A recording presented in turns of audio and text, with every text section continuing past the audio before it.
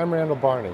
We're here at the 2014 NAB show talking to thought leaders in media contribution and distribution about some of the key trends shaping the industry today. Here's what they had to say.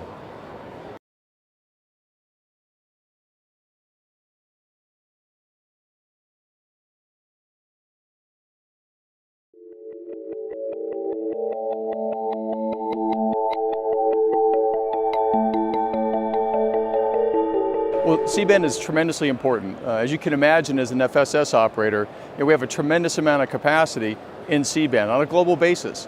But really for us, the biggest importance is the fact that our customers are really providing numerous services to their end users. And so it's important to us because it's important to our customers.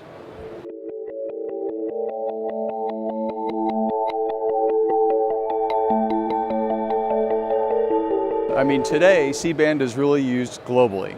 A lot of people think that C-band is sort of an old or relegated piece of the spectrum, and that's not the case at all. It's very vibrant. When you look around the world today, media, most of your content is getting delivered for distribution through C-band. So imagine your television going off, imagine a big sports game. You look at mobility, oil, gas, maritime, as well as not so much aero, but around maritime, a lot of connectivity on that. So a lot of rigs, a lot of remote places being connected through C-band. If you think about network services, traditional telco, I mean, C-band today really supports a tremendous amount of voice and IP traffic. So it is, in many cases, the last mile. It's the only connection that a lot of places have. And then when you look at first responders, same thing. You know, after the big hurricanes and things in the Philippines, after the tsunami, the first services we're in were a lot of C-band services for that connectivity. So it's really a vital piece of the communications fabric of the world.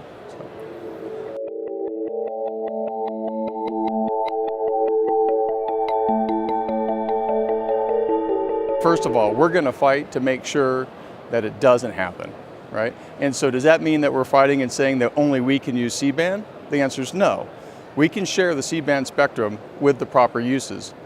The trick and the question right now before everybody is, what are those uses and how do you scale this appropriately? There's a lot of studies being done, a lot of discussions and assumptions being made, but at the end of the day, we need to get further into what's going on.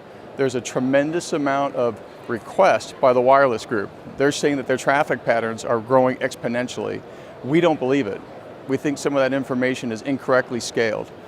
When you look at how much of content is really being offloaded to things like Wi-Fi and other technologies, we don't think it really scales to the extent that they're saying. What we're going to have to do is work with our customers. So we need to mobilize customers on a global basis, but a regional basis, local basis as well, to talk to their regulatory folks to help them understand what would happen if the interference does show up.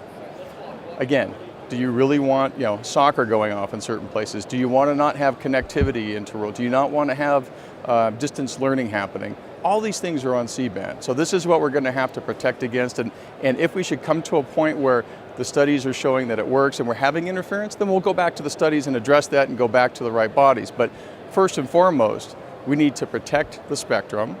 We need to make sure that we can share on a rational basis, and we need to keep pushing to make sure that we understand what the applications wireless wants to do, because it's very murky right now what they're really trying to accomplish.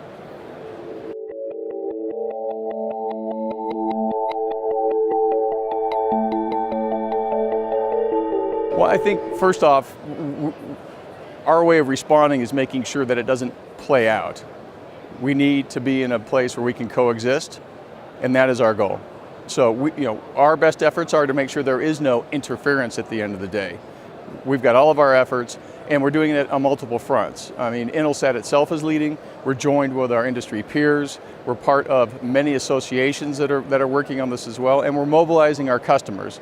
Even the WTA board itself, we're having a briefing for them so that we can get the WTA membership understanding the issues and talking to their local regulatory teams about what this really means for them in country.